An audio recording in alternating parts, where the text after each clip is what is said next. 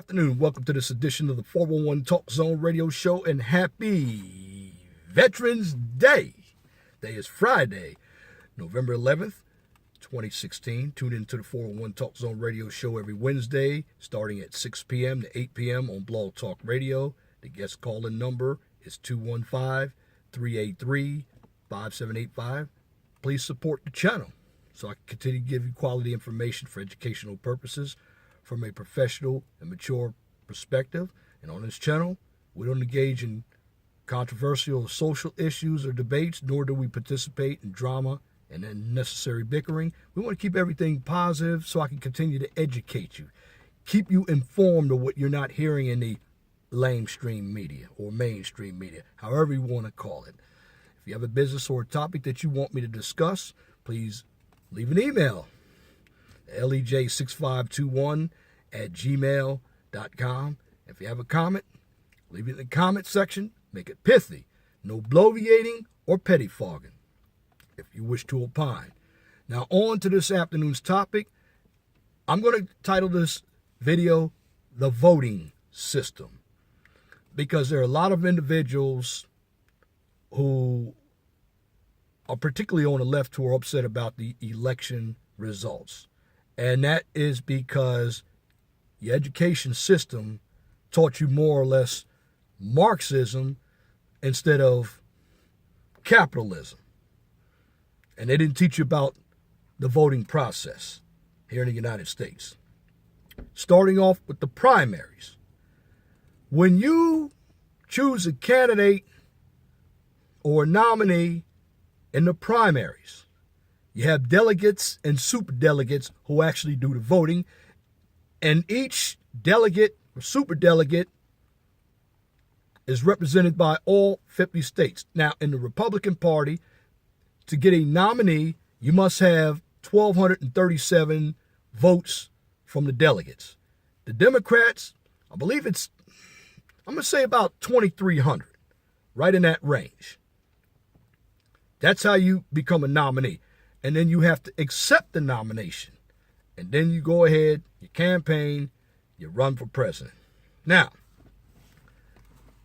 what individuals don't understand is how the Electoral College works. The Electoral College was established so states with the highest population would not elect the president. And I'm talking about California. California has 55 Electoral College votes, followed by Texas with 36 Electoral College votes. Then you have New York and Florida, which have 29, and then the smaller states have the least amount of Electoral College votes. Now, how is this established? Well, when you combine the amount of representatives in the House and Senate, it comes up to 535. 100 senators, 435 House members. Now, each state is represented by 2 senators. This is where you get 100. And then, based on the population of the state, every state does not have the same amount of districts. And that is because of population. If you look at California, now let me give you how the Electoral College is totaled out. Let me use California.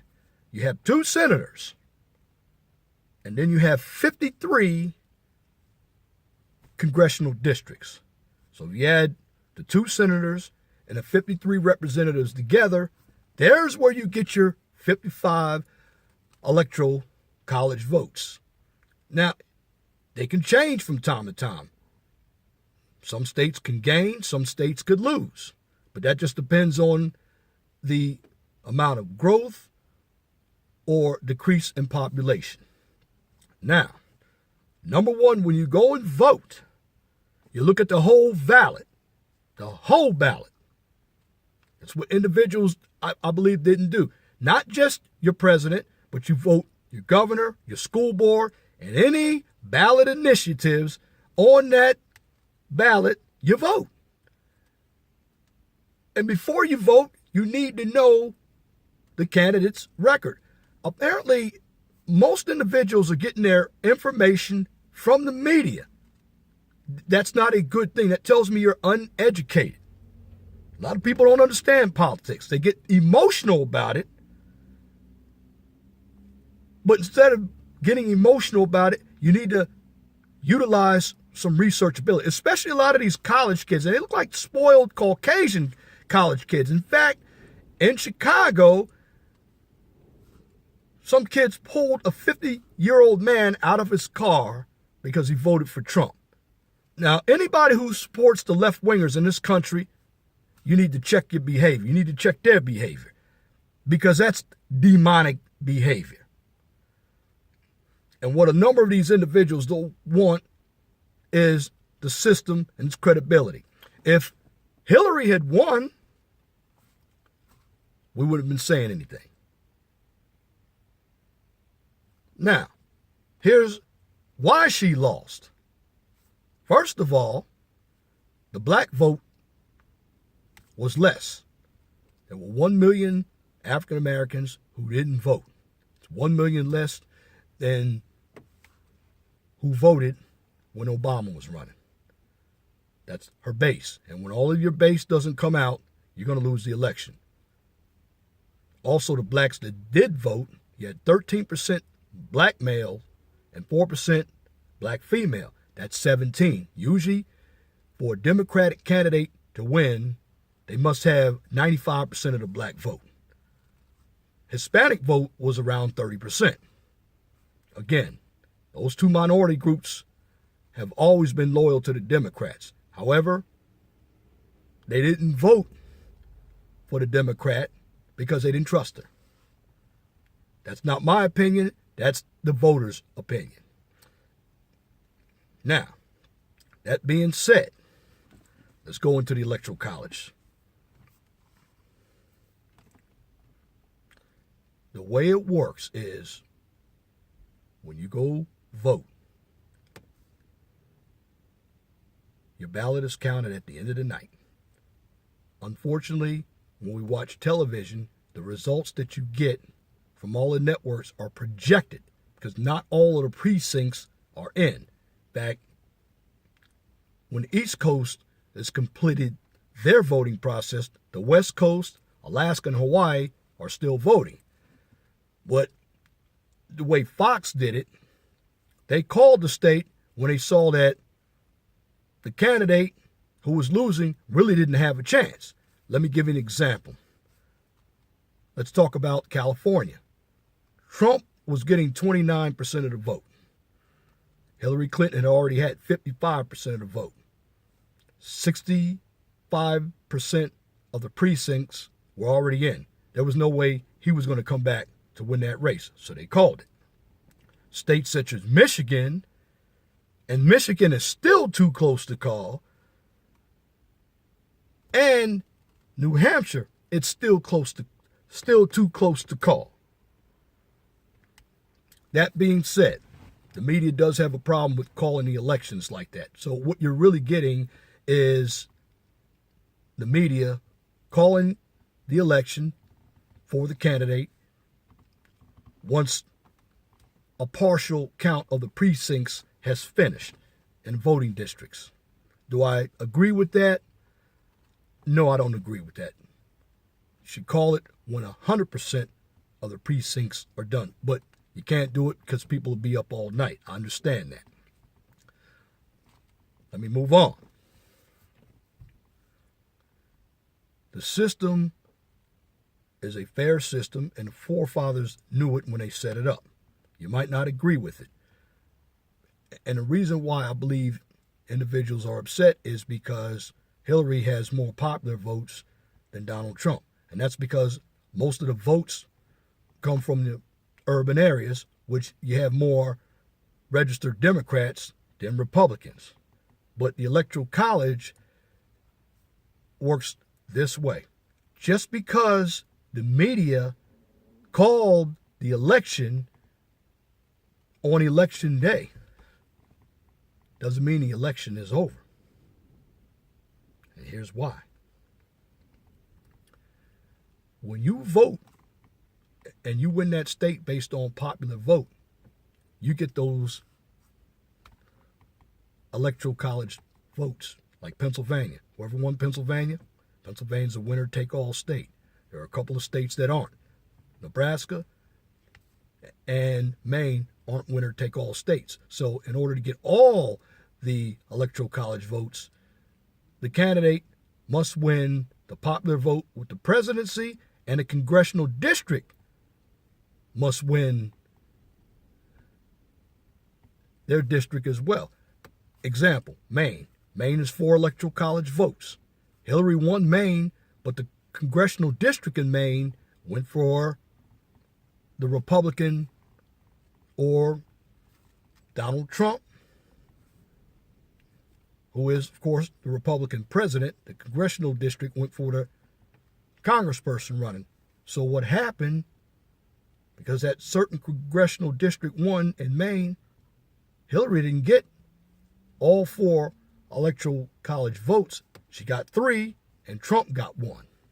That's why when Trump was at 274, he went up to 275 when Maine was called.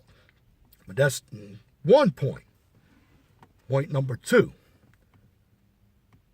The election isn't really over until all of the votes are certified by the Secretary of State in each state. Now, this is where it gets sticky. I'm going to put some knowledge on you. There's a meeting, November 19th, where all the electors, and the electors are picked, they're also human. You know, when you vote, you're actually voting for those electors. Once the votes are counted, tallied, however you see it, the ones who really vote for the president are the electors, which they're part of the Electoral College. In other words, I'll give you Pennsylvania. They have 20 individuals who were electors. It's just like the primary. When your delegates are picked and they're represented by each state, that's the same way the Electoral College works. You see, the populace votes on election day, but the electors don't vote on election day. In fact, the voters or the electors, they'll be voting on November 19th.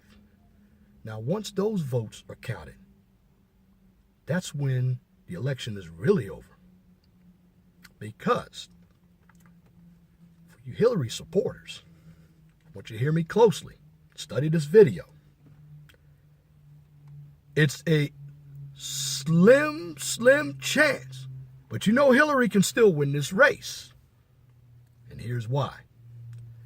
There are 25 unbounded states in the United States. And what I mean by unbounded, and I'll give you a few of them. I believe Nebraska, Wyoming, Utah. An unbounded state is you have the electra or the elector who can change their vote. So when they actually vote for the president, they can change that vote. Let's say Hillary is at 232 electoral college votes right now, and Trump is at 306. Well, if 15 states, or let's say 19 states, had 2 electors, and these are the ones that they're allowed to go rogue and change their vote, and they go from Donald Trump to Hillary, that would be 38 electoral college votes for Hillary, plus she already has 232, and if that happens, guess what? She's your next president. People don't tell you this, but it can happen. That's why you got to hold your emotions until the election is actually certified. Votes haven't been certified yet. We're still counting votes. Still counting votes in Michigan. They're still counting votes. The popular vote, yes, Clinton has more popular votes, and this is what individuals don't understand. This is what the Electoral College is about. The Electoral College, they actually have human beings who actually vote for the president. We vote for the electorate based on the president. And once we do that, our votes are counted.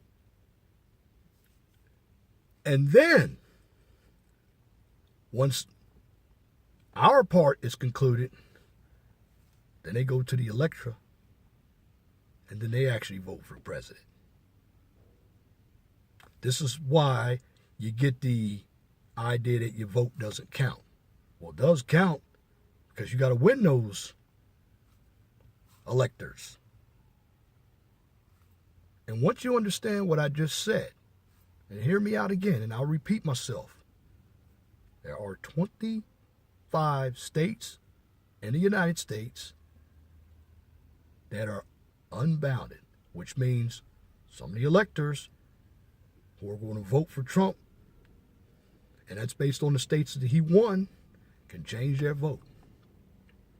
And if some of them change their vote because they don't like Trump, Hillary can win this race still. Because again, and I'll repeat myself, the election has not been certified. And it's got to be certified by the Secretary of State. November 19th is when all of the electors in the country meet at the Capitol in their state for a vote. Now, I don't believe it's going to happen, but just for you Hillary fans, it's a slight chance that Hillary could win the presidency if the Electoral College swings the other way in these unbound states. And the Republicans would be upset, but that's our system. It's to give fair representation to each and every state. You don't have to agree with it, but you have to look at it. There are more registered Democrats than Republicans. But that's how it's always going to be. So what I'm urging each and every one of you to do, just check out this video, because I'm giving you raw information that most people don't know. But let me say it for the third time. In any unbounded state, an elector can change their vote, and it can sway the election the other way. And the election is not completed until it has been certified by the Secretary of State in your state. So all you Hillary fans, there is a glimmer of hope. But this is the system. It was set up by the forefathers. They knew what they were doing.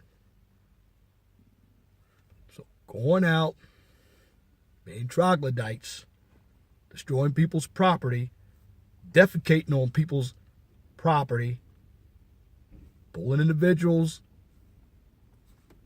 outside of their car because they exercise their voting rights is not going to do anything but get you in jail or dead. This is not what we're supposed to do when we protest. We're supposed to have a peaceful protest. You don't have to agree with the system, but this is what the system is. And if you don't like the system, you can change the system by getting your Congress people, and it's going to take 2/3 of the House and Senate to do it, or 3/4 of the House and Senate. You can ratify that by having them add an amendment to the Constitution. And see, when you study government and politics, as I did, and I'm a civil engineer, you're not frightened by the system. You don't think emotionally. And this is what I'm telling all of you and your parents. You need to start teaching your children about being responsible and accountable.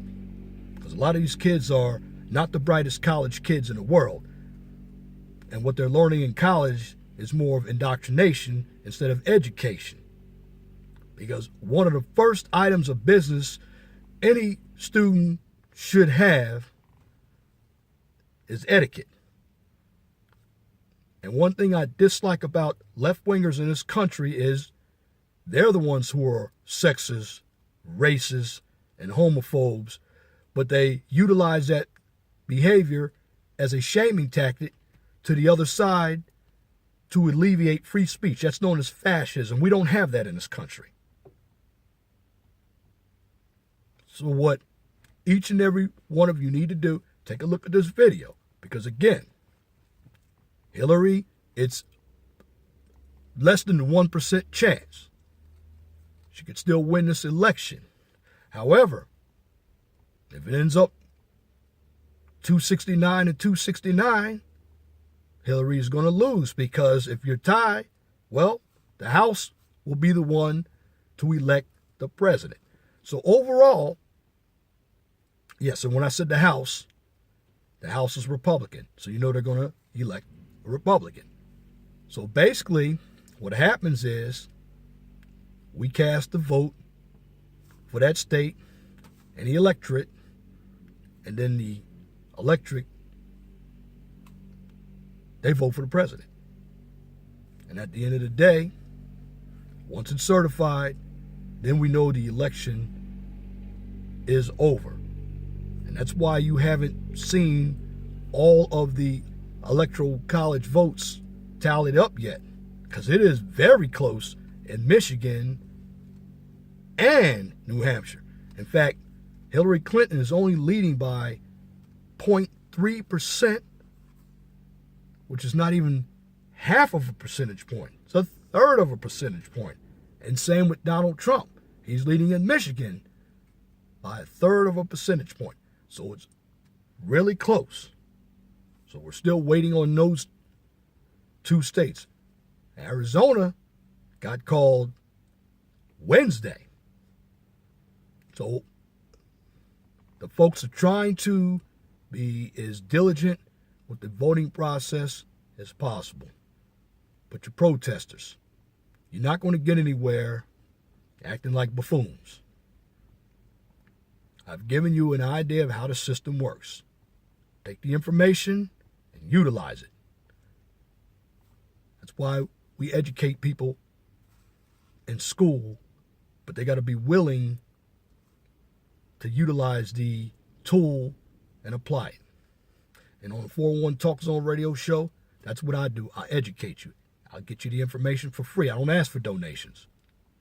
But I like to educate you so you won't be uninformed and you're not out there in this cold weather acting like a fool when you're not going to change anything, because you don't know how to change anything. Now, this protest also could be orchestrated by none other than billionaire George Soros, because that's who funded the Black Lives Matter organization.